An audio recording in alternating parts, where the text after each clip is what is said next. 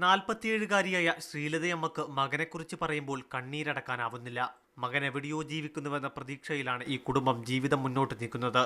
എവിടെയോ ഉണ്ട്, അവനെ നോക്കി പിടിച്ചും നിങ്ങൾ തരണം, എനിക്ക് അത് മാത്രമേ ഉള്ളൂ. എൻ്റെ മോൻ എനിക്ക് വേണം.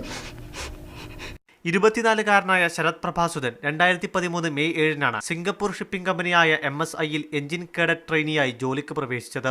കൊറിയയിൽ നിന്നും ടെക്സാസിലേക്ക് കെമിക്കൽസ് കൊണ്ടുപോകുകയായിരുന്ന കപ്പലിലാണ് ജോലി ആരംഭിച്ചത്.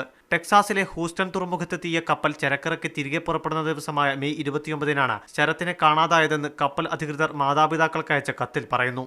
US ആർമിയുടെ കോസ്റ്റൽ ഗാർഡിനെ അറിയിച്ച് അവരെ വിളിച്ചു വരുത്തി. അവർ 10-18 മണിക്കൂറോളം കണ്ടിന്യൂസ് ആയിട്ട് വാച്ച് ചെയ്തു എന്നാണ് അവർ ഞങ്ങളെ അറിയിച്ചത്.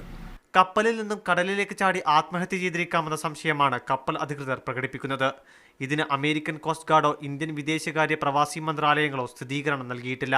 ആത്മഹത്യ ചെയ്തതാണെങ്കിൽ കപ്പലിൽ സ്ഥാപിക്കുന്ന CCTVയിൽ അതിന്റെ ദൃശ്യം പതിയേണ്ടതായിരുന്നു.